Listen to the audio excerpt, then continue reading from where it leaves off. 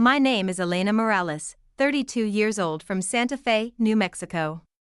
She stole my designs, my clients, and nearly my future. But while she chased followers, I built something real, and when the truth finally came out, her empire collapsed. This isn't just a story of betrayal.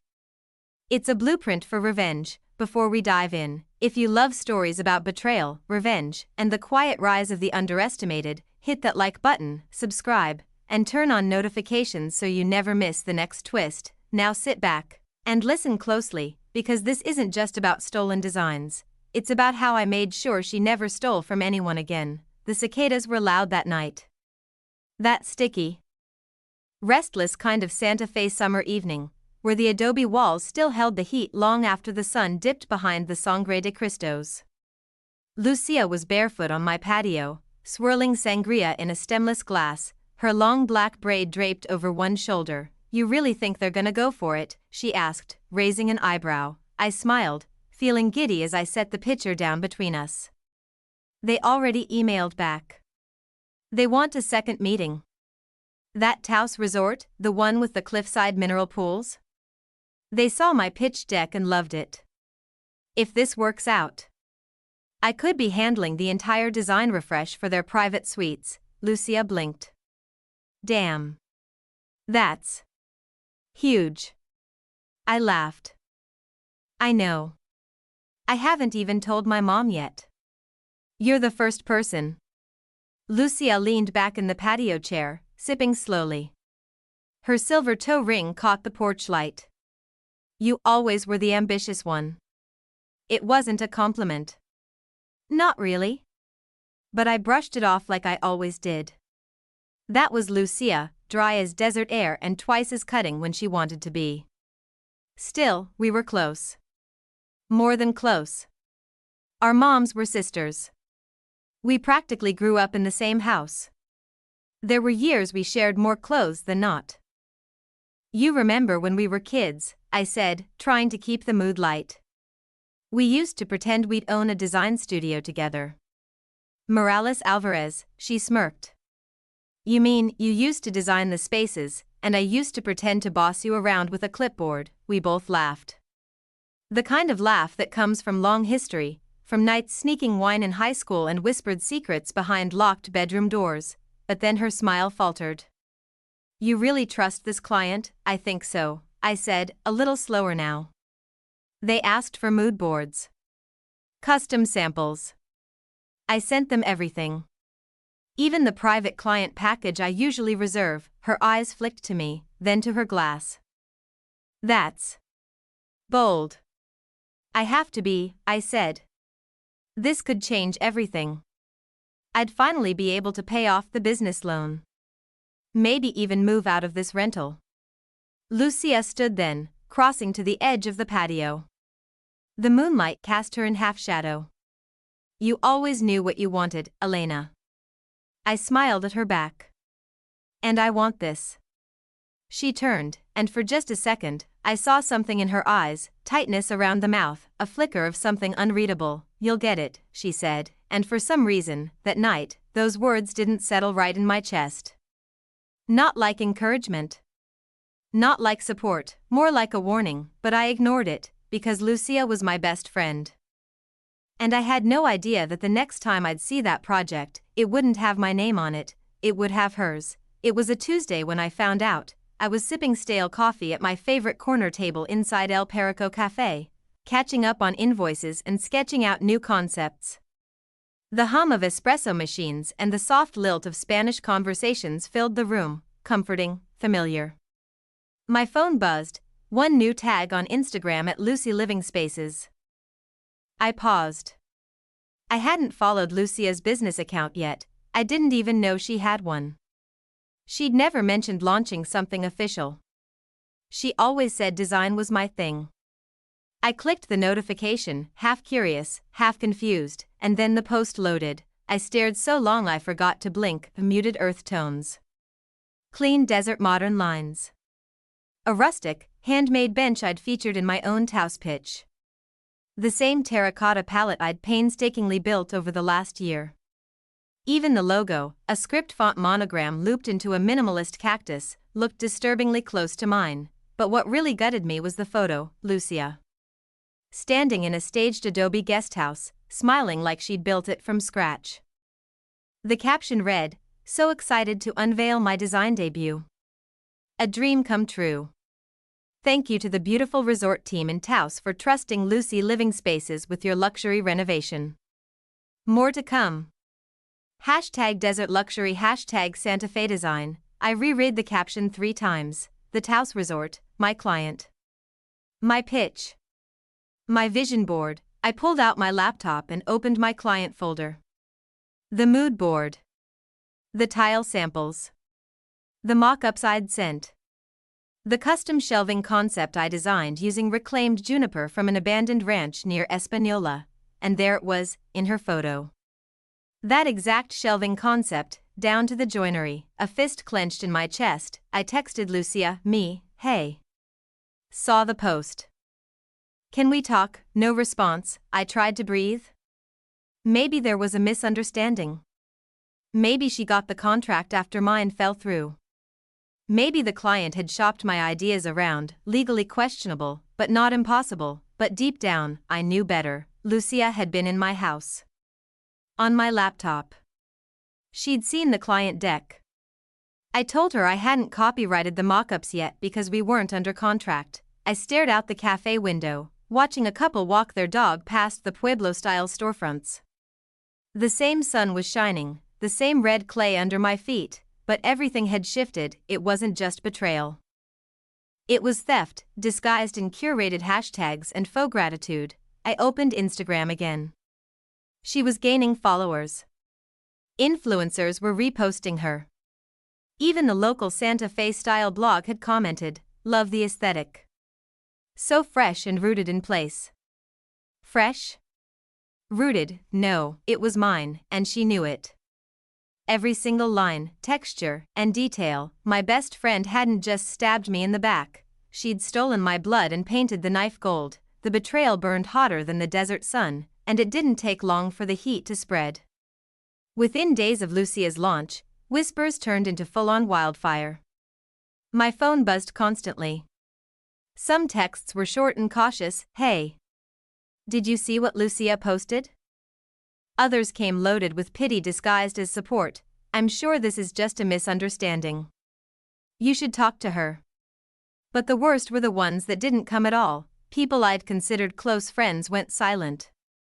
Vendors I'd built relationships with for years suddenly became unavailable.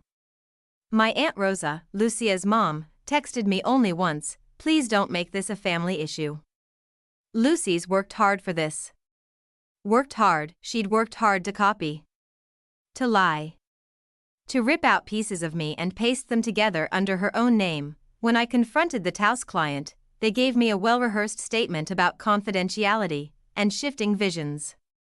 Translation: they didn't care who designed what. As long as it looked good and brought in high-end clientele, I was erased, so I made a decision. I packed what little I had left of my pride, my sketchbooks, my laptop, and the few plants Lucia hadn't managed to kill when she house-sat, and I left. Los Alamos wasn't far, but it was quiet. A little science town tucked in the hills, mostly known for its labs and canyons. I found a modest studio apartment above a bookstore. The rent was cheap, the walls were cracked, and the kitchen window faced an overgrown courtyard filled with hummingbirds. It was nothing like the sleek adobe homes I used to design, but it was mine. I changed everything. The name of my business. My email. My brand colors. I deleted my personal Instagram. Let Lucia have the spotlight. I didn't want it anymore. Instead, I started rebuilding in the shadows. No more press. No more social posts. Just design. Quiet, thoughtful, honest work. I took on small projects, private home offices, cozy airs, rustic kitchens with personality. Word spread. Slowly. Deliberately, and for the first time in months, my hands stopped shaking when I opened my laptop. But the silence wasn't peaceful at first, it was hollow. Every time I passed a mirror, I asked myself, how did I let this happen? How did I not see the envy simmering under Lucia's smile? How did I let someone so close steal so much? I didn't have an answer, so I worked, and worked, until the silence became my shield, because if there's one thing I learned in that quiet little town tucked between mesas and Betrayal, it's that revenge doesn't always start with rage. Sometimes, it starts with stillness, with patience, with a name no one sees coming, and one day, when you're ready, you make sure they see it again. At first, I tried not to look. I told myself that staying off Lucia's feed was healthy. That I was past it. That what she did no longer mattered.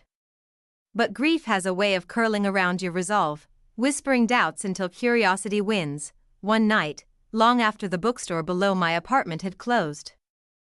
After I'd finished sketching out a new kitchen for a local artist, I opened an incognito tab and searched at Lucy Living Spaces. Her face was the same, glistening, curated, and impossible to look away from. She was now verified. Her tagline read, "Desert luxury meets modern soul.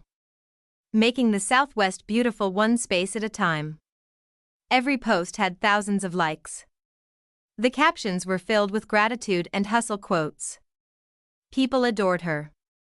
They reposted her color palettes, praised her authenticity, called her an inspiration for women in business. But beneath the shine, I started seeing something else, the same patterns. The same words. I scrolled back, comparing older content with her newest posts. One photo featured a reading nook with a clay wall lamp and hand-woven rug, a setup I'd designed a year ago for a gallery client in Española. Another video, labeled My Southwest Sunday Reset, featured a step-by-step plant care routine. Nearly identical to the one I used in a workshop months before she ever launched. I clicked through her highlights. Brand collabs, before/after, my process. My process, she hadn't just borrowed ideas, she'd built her brand on a blueprint she didn't create. But what surprised me most wasn't the theft, it was the cracks. In one post, she called a mid-century sconce vintage Pueblo style, a glaring mistake anyone in New Mexico design would catch. Her custom backsplash was clearly pre-cut tile from a Santa Fe discount warehouse. Several vendors she tagged had left quiet comments, and then removed them. The deeper I dug, the more inconsistencies surfaced. Photos were reused and mirrored to look new. Comments filled with questions went unanswered. And behind the praise, a few accounts had started noticing patterns. One user posted, "Didn't I see this exact design last year from at Casa Verde & Weird." I clicked the account. It was small, only a few hundred followers, but that name. It was familiar, because it used to be mine. Before I changed it, before I started over, the algorithm hadn't forgotten me. It had left a breadcrumb trail, one Lucia never thought to sweep up, and as I stared at the glowing screen in my dark apartment, my heart beat not with anger this time, but with clarity. She didn't just take from me, she didn't think she'd ever be caught. But now, the mirror was cracking, and I knew exactly how to aim the light. I didn't expect to see Mateo again, not in Santa Fe, not ever. He'd been quiet since the fallout. Most of the family had picked sides, and Mateo, who always hated confrontation, disappeared into his work as a contractor. But fate, or maybe something more poetic, had other plans. I was back in town for a vendor expo, trying to keep my head down. Just browsing. Researching lighting fixtures, reclaimed wood options. Not thinking about her, and then I heard it, "Elena?" I turned. Mateo stood by the cedar plank display, sawdust on his sleeves and surprise on his face. For a second, we just stared. "You look different," he said finally. "Good, though." "So do you," I lied. We made small talk. Neutral ground. Then I asked the question I'd been avoiding. "You working for anyone right now?" He scratched the back of his neck. "Yeah. Big residential project. Custom home outside Albuquerque." He paused. "Lucia's flagship?" "Of course," I nodded slowly. "Must be something." He hesitated. "It's something." There was tension in his tone, and I caught the flicker in his eyes. "Regret, maybe. Or guilt. She told me not to tell anyone you were the original designer, he blurted suddenly. That it would complicate branding. My breath caught, she admitted that? He looked around. Only once. I don't think she meant to. She'd had too much mezcal after one of those influencer parties she throws. Kept ranting about how you'd let it go to waste. Said she was the one who made it marketable. I clenched my jaw. Mateo stepped closer, voice dropping low. And Elena. I've seen the invoices. She's not paying some of the smaller subcontractors. She's rerouting funds, delaying timelines to keep up appearances. It's smoke and mirrors. That was the opening, not just personal theft, fraud. I leaned in. Do you still have access to project files? Vendor lists? Payment schedules? He hesitated. If you're asking me to spy, I'm asking you to help me show the truth. He looked pained. She's family. So am I, that hung between us. Then he reached into his pocket and pulled out a crumpled napkin. He scribbled something and handed it to me, encrypted folder name. Internal password. You didn't get it from me. I stared at the napkin like it was a weapon. Thank you, I whispered. He nodded. Just be careful. She's got eyes everywhere now. PR firms, brand managers. She'll bury you if she sees you coming. I smiled. She won't. Because Lucia thought I was gone. She thought I'd stayed silent because I was weak, but what she didn't realize was that silence isn't surrender, it's the wind before a monsoon, and thanks to Mateo's whisper, mine was finally coming. The night I posted the first video, my hands shook. It wasn't fear. It was restraint. Every fiber of me wanted to scream. To name names.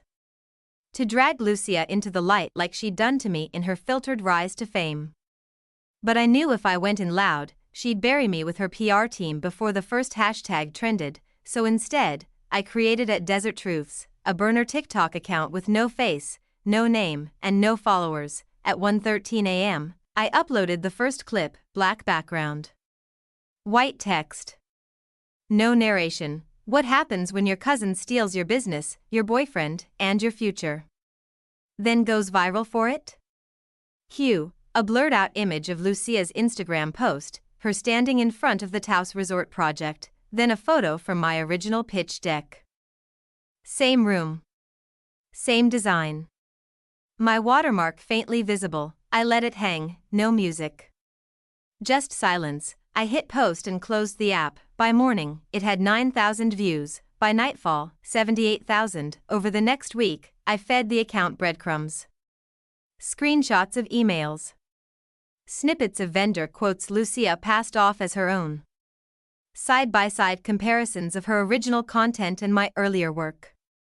I blurred identifying info just enough to stay under radar, but just clear enough for anyone looking closely. The comments were a wildfire.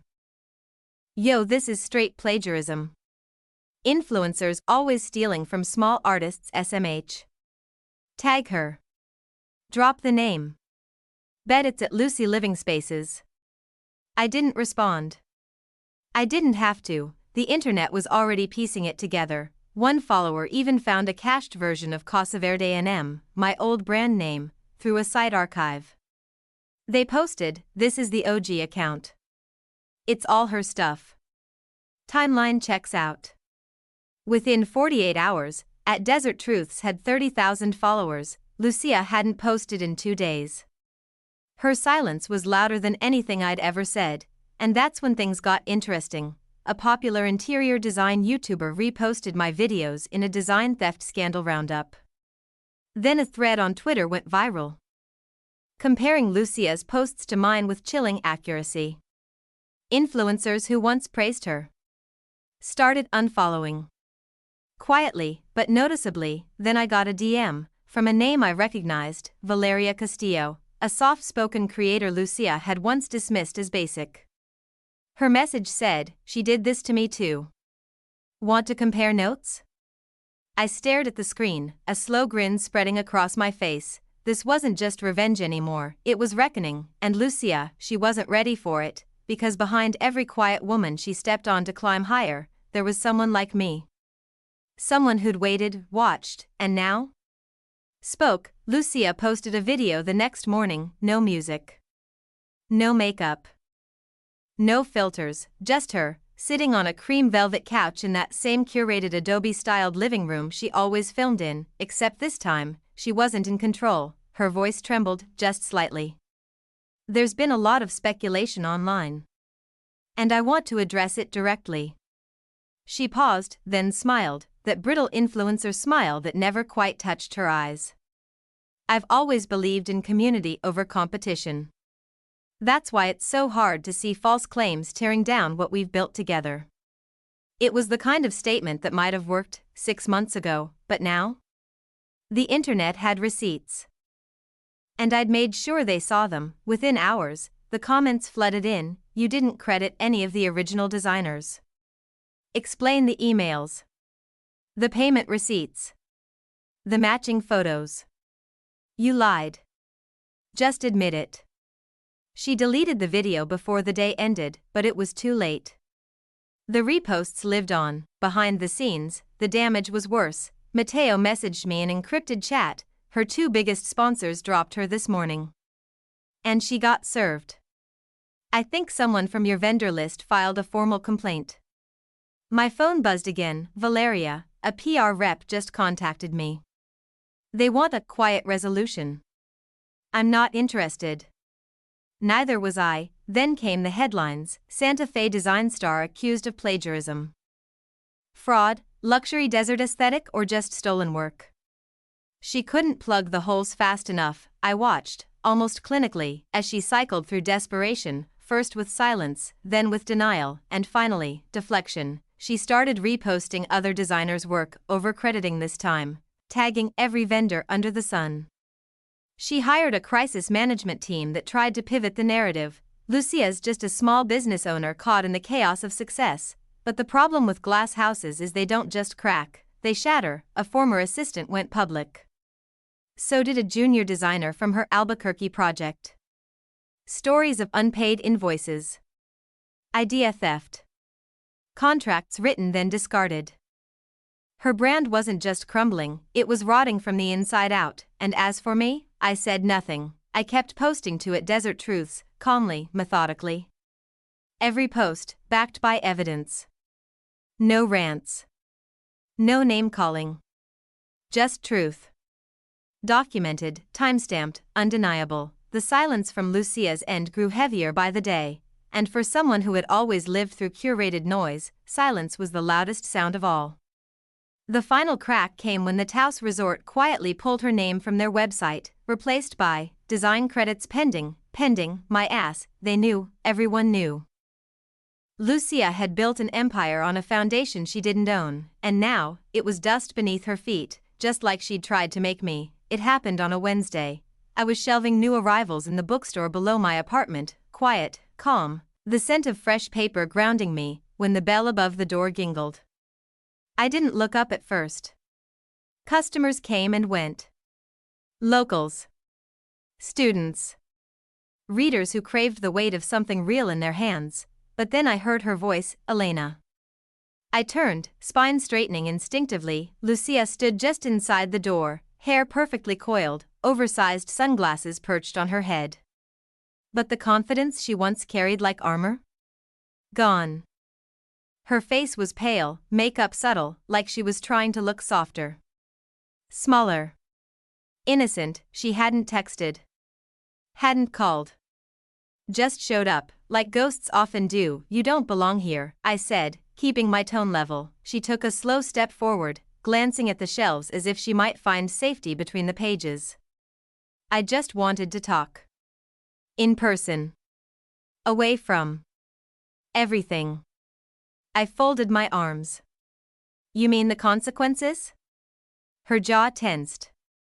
I didn't come to fight. No, I said. You came to clean up what's left of your image. She looked hurt. Practiced, maybe. Or real. I didn't care anymore. I made mistakes, she admitted, voice low. I let ambition get ahead of gratitude. But this destruction, it's too far. I raised an eyebrow. You're not being destroyed, Lucia. You're being revealed. Silence pressed between us like a blade. She shifted, voice trembling now. You could stop it. If you just said something. Publicly. Cleared the air. Cleared the air? I echoed, almost laughing. You took everything from me. You built a brand on my back, used my designs, lied to clients, ghosted vendors, and now you want me to what? Be your redemption arc? Her eyes flashed. For a second, the real Lucia broke through, the one who always hated not getting her way. I thought we were family, she snapped. We were, I said. Until you decided success was worth more than blood. The store was still. Just the hum of the AC and the muffled sound of a college student turning pages in the back. She stood there for a moment longer, as if trying to find the right words. But there were none, not anymore. You made your choices, I said softly. And I made mine. Lucia's shoulders dropped.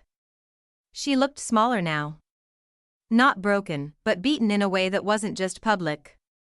It was personal. She turned, hand on the door, then paused. This will follow me forever. I didn't flinch. Good. The bell jingled again as she left, and I didn't watch her go. I went back to shelving books. My hands steady, my breath calm, because for the first time in years, I wasn't carrying her anymore. She was finally holding the weight of what she'd done, and I was finally free. 6 months later. No one said Lucia's name at the design conference in Albuquerque, but her shadow hung in every conversation. Vendors whispered about her fall like it was folklore. Some blamed bad judgment. Others blamed greed. But no one dared defend her, not after the lawsuits, not after the receipts, not after the court-mandated settlements that made headlines across the Southwest. And me? I walked into the conference hall wearing the quiet confidence of someone no longer hiding, the name on my badge. Elena Morales' founder, Juniper Clay Design Studio, my new brand. My real work. All mine. What started in a cracked-walled apartment above a dusty bookstore had bloomed into something stronger than I ever imagined. Word of mouth had done what Lucia's followers never could, build something real. My studio was now booked 6 months out. Private commissions. A boutique hotel in Taos, the very one that once dropped me, had come back and asked me to lead a new wings redesign.